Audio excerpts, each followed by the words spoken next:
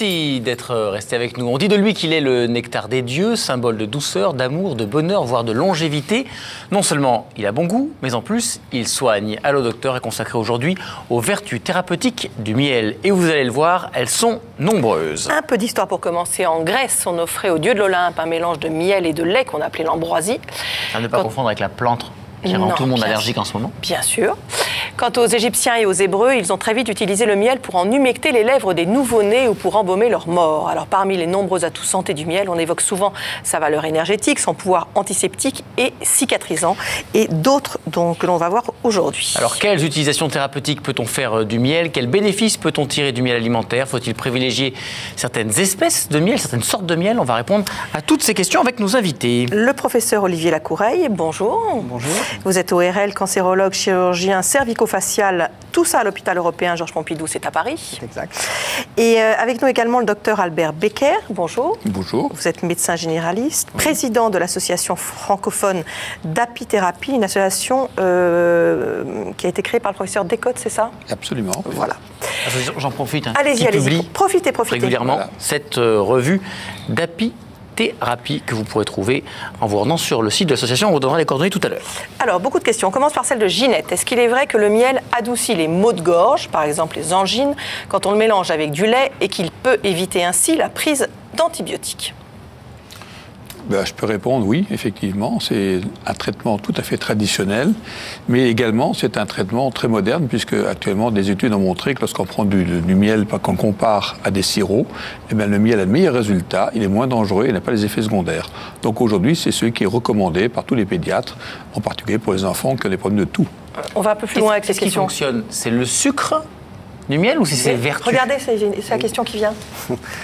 Juste un point, si je peux préciser un point, le miel en ingestion, Péros, est très très bon comme produit pour toutes les gènes pharyngées, mais il y a une limitation très importante, c'est qu'il ne faut jamais en donner avant l'âge de 1 an.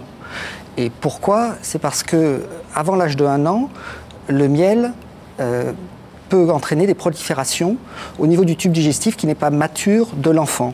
Et il y a en particulier la prolifération d'un produit, puisque le miel, les abeilles le prélèvent sur les fleurs, mais il y a de la poussière, donc elles prélèvent non seulement des sucres pour créer le miel, mais aussi des bactéries, des phénols, des oligo-éléments, tas d'éléments.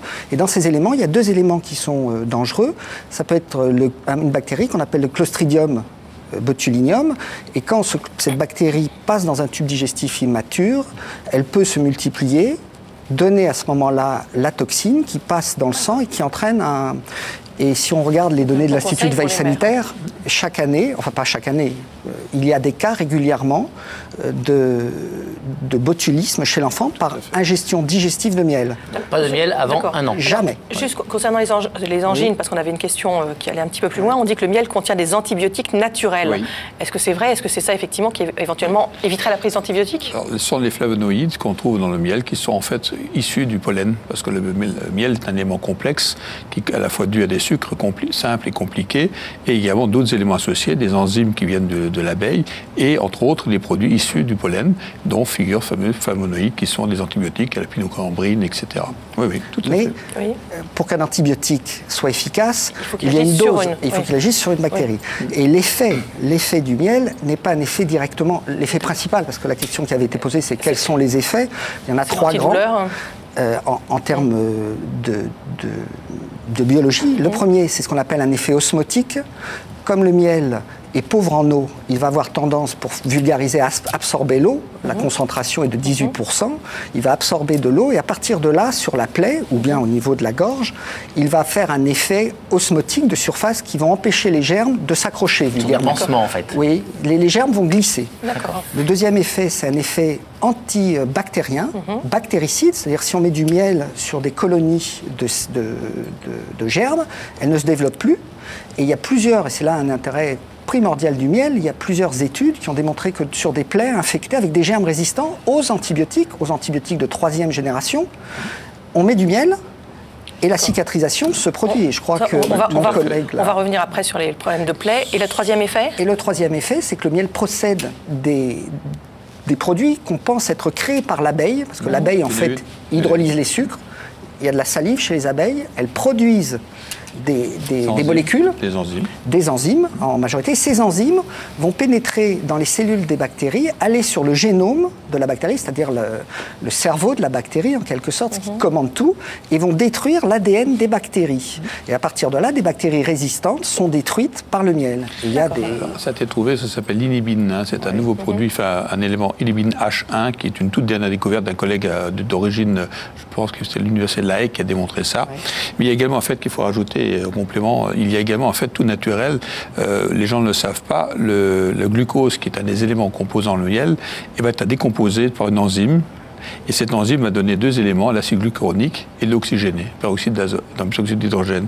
Et l'oxygéné, par nature, est connu comme étant un élément. Et un autre élément qui intervient, c'est qu'il agit sur la circulation, la microcirculation, en apportant des macrophages, donc en stimulant la défense immunitaire. C'est ces cellules qui viennent un peu détruire toutes les saletés de l'organisme. C'est ça, voilà. Pour simplifier. Oui. Donc en fait, ça stimule toutes les phases de la cicatrisation. Ça va même jusqu'à stimuler, lutter contre l'inflammation. Il y a ce qu'on appelle des prostaglandines dans le miel, et donc les berges de la plaie sont moins inflammées, les tissus sont stimulés, et ça se produit aussi sur les muqueuses. Alors on va revenir sur les plaies ensuite. On va d'abord regarder un petit reportage justement pour essayer de voir tout ce qu'il y a dans le miel, d'un point de vue plus nutritif peut-être.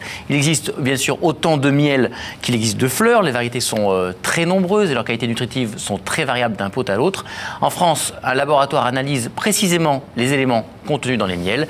Objectif, vérifier qu'ils sont conformes à la législation pour assurer la sécurité alimentaire du consommateur. Reportage au Centre d'études techniques apicoles de Moselle-Lorraine. Christian Gallet et Mélanie Morin. Butiner, récolter, construire, au cœur de la ruche, elle bourdonne d'activité. À pied d'œuvre, les abeilles fabriquent sans relâche un aliment aux vertus santé reconnues, le miel. Dans ce laboratoire, qu'ils viennent d'ici ou du bout du monde, la composition et la qualité de cet or sucré sont passées au crible. On a 70% de nos miels qui viennent de petits apiculteurs, donc c'est le miel français, 30% qui viennent d'industriels du miel.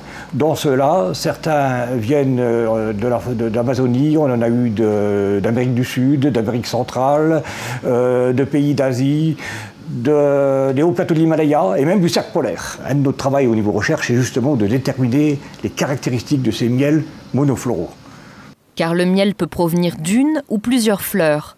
Mais ce qui le définit de façon immuable, c'est sa fabrication par les abeilles et la présence de deux ingrédients principaux, sans autre ajout s'il est de bonne qualité. Si on additionne le sucre, les sucres et l'eau, on a un total d'à peu près, selon les miels, de 97%, 98%. Donc il y a 2 à 3% d'autres choses. Et les 2 à 3% d'autres choses, c'est justement ça qui est le plus intéressant, où on a donc tout un programme de recherche qui fait la caractéristique spécifique de chaque miel. Et pour décrypter ces spécificités, le passage au microscope permet notamment de détecter la présence d'additifs et de toute substance susceptible d'altérer la composition du miel. Ici, sur cette image, tous les pois lumineux sont des grains d'amidon.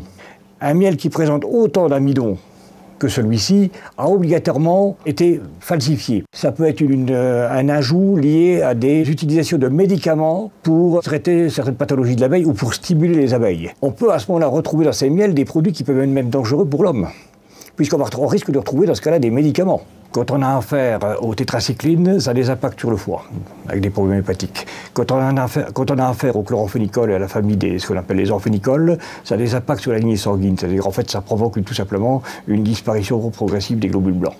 La présence d'adjuvants potentiellement toxiques reste extrêmement rare, mais principe de précaution oblige, cette analyse est très couramment pratiquée au laboratoire. Autre manipulation, cette fois très novatrice, la recherche de polyphénol dans le miel. Des molécules aux vertus antioxydantes qu'on trouve habituellement dans le vin, le café ou le chocolat.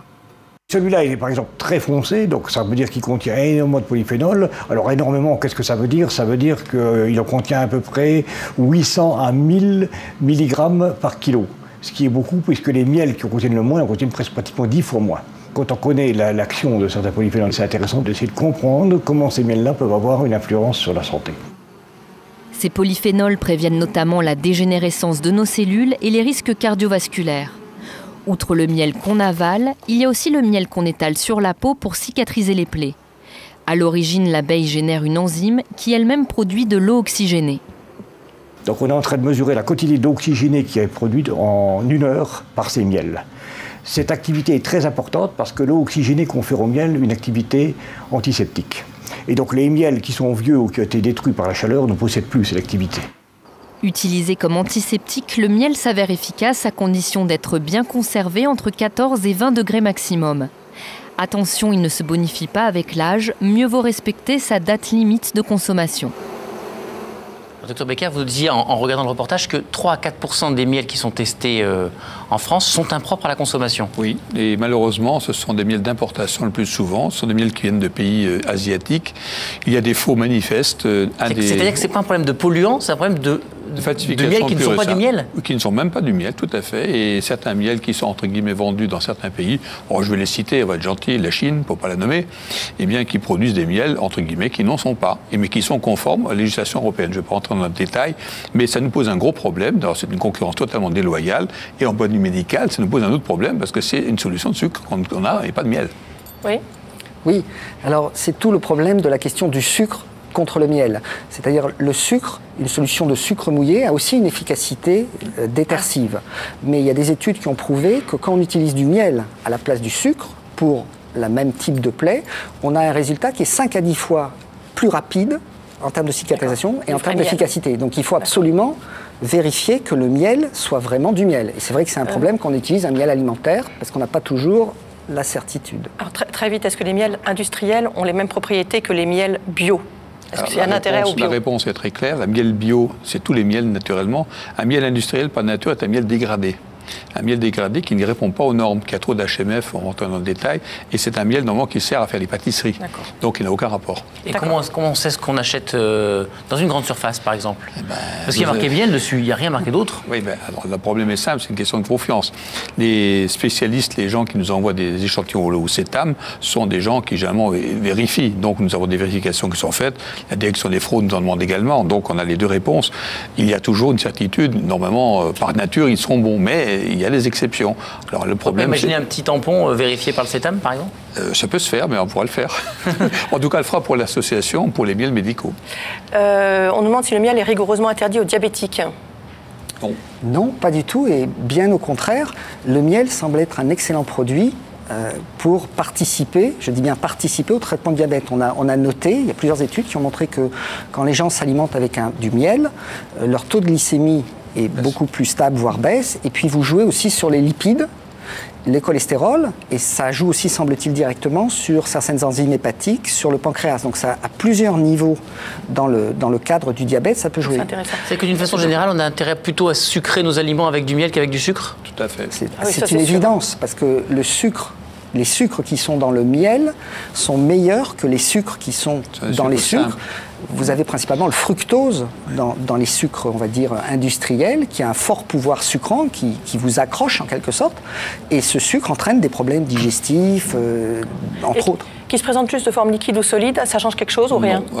C'est une question de goût. Je rajoute, pour compléter ce que dit mon collègue très justement, je dirais simplement que pour les diabétiques, si vous avez un jour, ça peut arriver, quelqu'un qui a une hypoglycémie par défaut d'insuline, si vous êtes à la maison, en attendant que le médecin arrive, si vous avez la chance d'avoir du miel chez vous, mettez dans la bouche et immédiatement vous récupérez. C'est certainement le meilleur traitement actuellement en point de vue familial pour guérir quelqu'un qui a un problème d'hypoglycémie.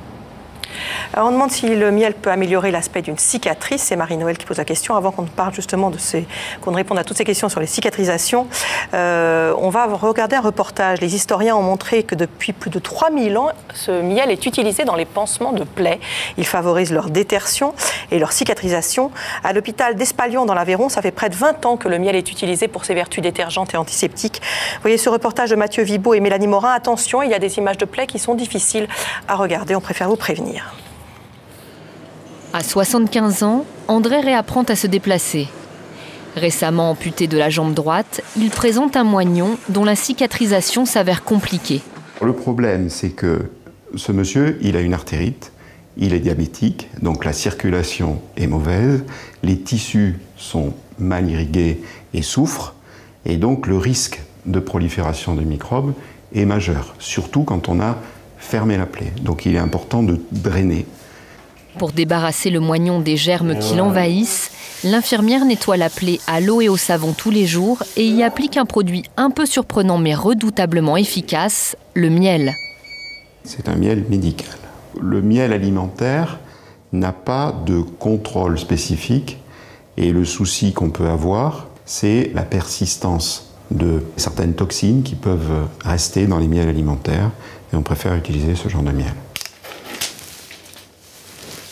Voilà. Allez, on referme. L'intérêt du miel, c'est qu'il est très concentré et que dans un milieu très concentré, les microbes se déshydratent. Le deuxième intérêt, c'est son acidité qui permet de lutter et d'empêcher la prolifération des microbes.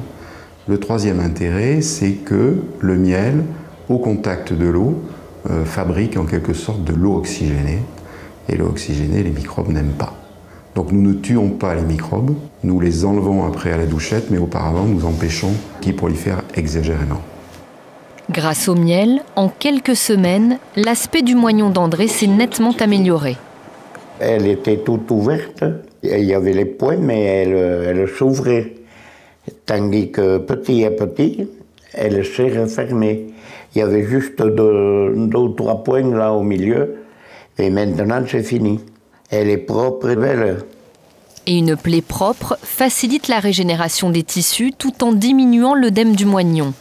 Étape indispensable pour la pose ultérieure d'une prothèse. Dans ce service de gériatrie, le miel est utilisé quotidiennement pour le nettoyage et la cicatrisation de nombreuses plaies. Parmi elles, l'ennemi redouté des patients âgés immobilisés reste l'escar. Chez cette patiente de 90 ans, l'escar est lavé et traité au miel. Au niveau de son sacrum, elle a une escarre qui est devenue une mort des tissus, qui sentait très mauvais, qui est à proximité du tube digestif de l'anus, donc colonisé par énormément de microbes. L'enjeu du miel, c'est d'aller aspirer toutes ces sérosités, qui sont assez sales, et l'avantage, c'est de faire ce pansement en même temps qu'on lave la personne. Donc elle a l'impression qu'on ne lui fera pas mal, que son escarre n'est pas grave. Ça dédramatise les choses. Dans ce service, les plaies traitées au miel sont prises en photo et surveillées à long terme pour en évaluer le bénéfice. En France, cette pratique reste rare. Alors, il y a beaucoup de domaines où on peut l'utiliser. On va voir ça tout de suite avec vous, professeur Lacoureille, puisque ça fait plusieurs années que vous l'utilisez dans votre service. Déjà, il y a des miels qui sont préparés un petit peu pour cet usage. Vous utilisez ça? Vous utilisez du miel alimentaire qu'on trouve en grande surface? Qu'est-ce que vous utilisez? Ça, c'est un miel vendu, on va dire, en pharmacie, quoi. Voilà. Hein, c'est ça? Alors, vous utilisez ça? Nous, c'est très simple. On utilise un miel qui est un miel alimentaire, qui nous est fourni en unidose, dont on ne connaît pas exactement la provenance. Donc, on peut discuter son degré, en quelque sorte, d'infection ou sa qualité. Mais ce qu'on a observé, c'est qu'en changeant de miel, pourquoi on a changé de miel? Parce qu'en fait, ce n'est pas le service qui les commande, c'est au niveau de la chaîne alimentaire. Et donc, le médecin, là, utilise un produit qui est présent. Il y a zéro coût. Ça ne rajoute pas un coût au fonctionnement de l'hôpital. Et on s'est aperçu que ça marchait extrêmement bien. Donc, moi, en tant que chirurgien, je n'ai jamais vu de différence réelle en tant que miel. Par contre, dans la littérature, si on regarde les miels des uns et des autres, il y a des miels qui sont soi-disant supérieurs. Alors, mon collègue va, je pense, abonder dans ce sens-là, parce qu'on parle beaucoup du miel Manuka. Avant juste qu'on précise bien, parce qu'on se demande un peu, dans votre service, vous l'utilisez dans quel cadre? Alors, toutes les plaies, et c'est un service de chirurgie cervico-faciale très orienté en cancérologie. Donc, on s'est aperçu que même sur des plaies, chez des malades opérés ayant eu de la radiothérapie, on obtient des cicatrisations. Alors, le temps est plus long, mais on n'a jamais eu de complications. Le temps de cicatrisation est plus long? Oui, à cause des rayons. Oui, d'accord, ça fragilise la d'accord. Mais c'est-à-dire que dans les circonstances difficiles, le miel est extrêmement efficace. Je sais par exemple qu'il y a des plaies abdominales avec les viscères à l'air, chez les personnes fragiles qu'on ne peut pas opérer. Il y a des cicatrisations dirigées qui se produisent, des escarres chez des malades cancéreux qui ont éventuellement en fin de vie. Donc ça participe aussi à la qualité parce que le miel, en absorbant et en détergeant, supprime la mauvaise odeur. Et on nous demandait si ça se posait Escalante. en cataplasme ou à l'air libre. Alors ce qui a été montré est très bien. C'est mieux de couvrir, ça a été parfaitement dit dans le reportage. Et puis aussi le miel il est liquide, donc si vous ne couvrez pas, ça va couler et c'est assez désagréable. Alors quelle est la différence pour vous entre ça et ça? Je vais répondre. Celui-ci est un miel qui est normalisé et qui répond aux normes légales en France. C'est un pansement de classe 2. Il y a marqué miel médical, mais je peux ouvrir le tube et le manger. Oui, bien sûr, c'est tout à fait. C'est que du miel. C'est du miel qui en fait a été irradié par environ 25 kJ de radiation gamma. Et c'est un mélange de 3 produits différents. Celui-ci est fabriqué en France, d'ailleurs en Limoges, près de Limoges. C'est un excellent produit. La différence qu'il y a, et là je rejoins mon collègue, c'est qu'effectivement tous les miels en fait sont cicatrisants. La différence qu'il y a éventuellement, c'est ce qu'il a souligné tout à l'heure, le risque secondaire d'une pollution par des bactéries. Les miels dits alimentaires, vous avez dit tout à l'heure les réserves pour les quelques cas que nous connaissions. Celui-ci, on n'a aucune sécurité absolue, ce qui fait que pour le personnel soignant non hospitalier, donc comme moi, à milieu de ville, nous avons une responsabilité de prescription. Et donc, nous répondons à ce moment-là à la réglementation en utilisant des produits qui sont autorisés et normalisés. Mais je dis à titre personnel, j'utilise le miel que je produis moi-même. Je suis apiculteur et donc j'ai aucun problème en 25 ans d'arrière. J'ai jamais eu de soucis. Et au contraire. Et après, en fonction de la fleur, il y a des propriétés du miel varie-t-elle selon les fleurs qui en sont à l'origine? Par exemple, le thym, on dit que les thym c'est antiseptique. Est-ce que le miel de thym est meilleur que le miel de pin? C'est ce qu'a dit notre collègue Descotes à l'époque, qui avait fait des études sur l'ensemble des miels de l'époque. Il avait trouvé des résultats meilleurs. Mais j'aborde aussi dans le sens du collègue en disant qu'effectivement, tous les miels, fondamentalement les mêmes types. Il y a une différence. Alors, le miel de Manuka, dont on parlait tout à l'heure, est celui qui est le plus référencé dans le monde. Et donc, il sert de référence. Nos collègues néo-zélandais sont des gens très brillants. Ils ont une université qui s'occupe que de ça, la grande différence avec l'Occident, et ils produisent à longueur de journée des textes et des travaux. Voilà. C'est quoi le Manuka, pardon, parce que... C'est un miel de théier. C'est produit par un arbre. On en est où de l'utilisation du miel chez les brûlés? Alors, c'est sans doute le point, je ne pourrais pas vous répondre parce que je ne travaille pas dans un service de brûlure, mais quand on analyse la littérature, dans les années 2010, il y a un système de revue de tous les textes de façon objective qui sont faits, qu'on appelle la Cochrane Database. Et en 2000, la Cochrane Database écrivait que le miel, potentiellement, pouvait être utile dans les brûlures. Et là, il y a un an, ils ont refait une analyse, donc on va dire 10 ans plus tard, et là c'est devenu une indication. Formelle. Et c'est formel. C'est-à-dire c'est presque le premier traitement, en termes de pansement local, parce que le traitement de la brûlure ne se limite pas à la cicatrisation. Donc ça pourrait rentrer un peu dans le traitement. Ne mettez pas du miel sur une brûlure à la maison comme ça. Si, justement. Alors, mais il faut apprécier l'étendue et la gravité de la brûlure. Donc le miel ne doit pas empêcher de consulter un médecin pour avoir un avis. Ça serait une faute. Mais mettre du miel, en termes de cicatrisation, va être supérieur au tulle gras que l'on mettait avant. J'ai l'expérience de la question, parce que j'ai pas mal de brûlés, et je peux vous garantir qu'elles sont de cicatrisation, et ça n'est surtout pas de traces après. Mais alors, sur quelle profondeur de brûlure? Deuxième degré, moi, au-delà, je ne traite pas, parce que troisième degré, c'est plus pour moi, c'est pour l'hôpital, donc c'est chez mon collègue. Mais ça marche très bien. Mais dans le troisième degré... Et le soleil? Ça peut avoir un intérêt pour la cicatrisation. Très bien. Ça, le soleil, ça marche aussi. Et dernière chose, avant qu'on revienne sur une petite... Non, on ne revient pas du tout. Vous disiez aussi que c'est utile pour l'acné. Oui, tout à fait. L'acné conglobata, qui est un acné extrêmement désagréable, qui est une horrible histoire quand on donne des traitements par des rétinoïdes actuellement. Eh bien, j'ai une solution qui marche beaucoup mieux. Vous mettez une belle couche de miel dessus, en 3 semaines, tout est parti, tout est propre, il n'y a pas de traces. Merci beaucoup à tous les deux. On pourrait continuer parce que vous êtes passionnés tous les deux. C'est très intéressant. Si vous voulez en savoir plus sur les vertus du miel, il y a un site à l'association francophone d'apithérapie, apithérapie-francophone.com. Voilà, lundi, dans Allo Docteur, on répondra à toutes vos questions sur la peur du dentiste. Et je suis ravie de vous retrouver lundi, mon Benoît. Mais moi de même, Marina. Passez un excellent week-end. À lundi. Au revoir. Au revoir.